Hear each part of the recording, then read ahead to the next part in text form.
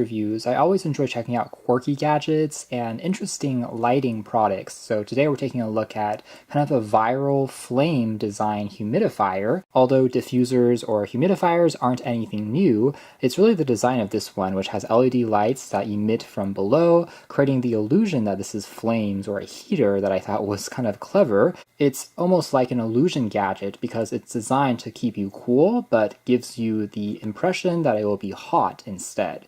This model in particular also has RGB lights, which can change slowly between red to purple and blues if you don't want to keep it at that flame color. But otherwise, seems like a pretty simple product. Usually these can be sold for around 10 to 30 bucks, depending on the specific model and design that you're looking at, but they all have that same premise. Like all diffusers, I would say it works best in dry conditions, plus adding in a bit of essential oil into the water, you're able to create some aromas and kind of scent the air as well. And the packaging here is super simple, shows off both colors. This is the black version that we have. And further down below here, there's just a cable, which is going to be using USB Type-C to provide power. It doesn't have a battery built on in, so it does need to be connected at all times, unless you have a power bank with you. It doesn't draw too much juice, and there's also just a quick user guide.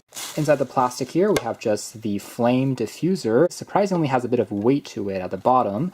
Soft touch rubber feet that prevents it from sliding around on the surface, and a bit of a fan here that will be blowing the mist upwards to create that illusion. The center here just has a key that you can press on to turn it on and cycle through the light. You can also turn the light off as well and be in a more invisible mode, as well as turn off the diffuser completely and only use the lights. So that's kind of neat, although this model does not have a remote functionality, so you can't really control it from afar. And then you can see the LEDs actually, which are very close to the surface, that will be shining below the flames, quote unquote. And if we pop open the lid, that illusion is kind of broken. And you can fill in tap water up to the line that is drawn here. It evaporates very slowly. So if you do fill it midway, it'll actually run for a few days before you have to replenish any water at all. It's a very fine mist.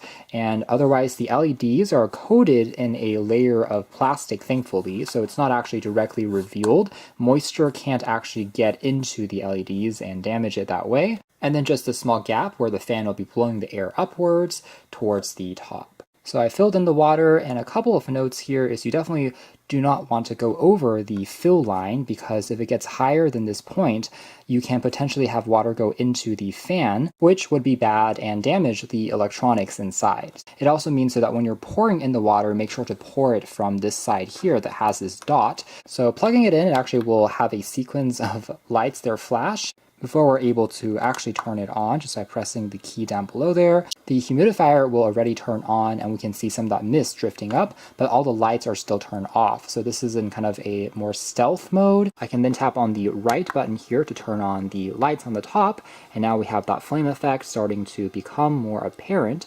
It's probably best in a scenario where you don't have extremely bright light. In fact, here we are now in an environment where the lights on the background here are turned off, and it looks very dramatic and quite convincing. And turning off all the lights, the effect becomes even more dramatic, and surprisingly it goes up a bit further than expected using that built-in fan, roughly I'd say 5 or 6 inches up into the air, and it gets a little bit, of course, darker on the edges, producing that flame-like effect. The orange color is definitely my favorite, but again, it is just mist, so if you are kind of knocking the unit, in fact even playing with the lid here a little bit, you can make it bounce and change the way that the mist here is moving.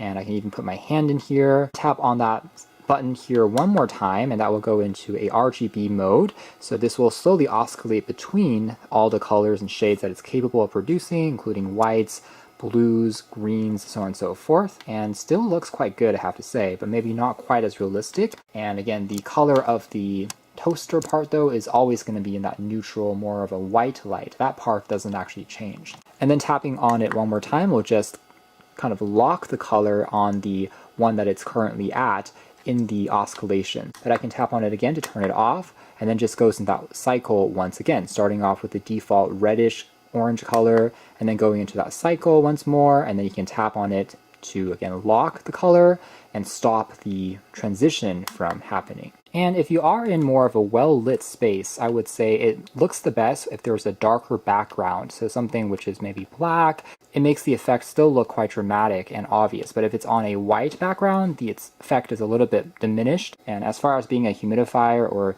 diffuser, it actually works pretty much as you would expect. It does produce a little bit of white noise because of that fan which is blowing, but it's not too distracting. The speed you can't really change. Quite simple, but does a good enough job of adding a little bit of moisture and coolness into a room. Maybe if they have a companion app version in the future, they could potentially add even more functions like a timer, maybe more lighting effects, but nonetheless works surprisingly well. And then just as reference, if I do open up the tank while it's on, this is what it looks like. So you can't really tell the smoke going up anymore. It really is counting on this lid to basically only allow the smoke to pass through this particular section to create that height. Then once you start popping on the lid, the magic begins to become more apparent, and you can also press on it again to turn it completely off, only acting as a night light, as you can see here. And by the way, this is how bright the light is like if you are casting against the wall, so a little bit of mood lighting. Pretty cool that all these modes can be operated independently of one another. Check out more details if interested in the links down below. For now, that's been our video. Thanks for watching here at OS Reviews.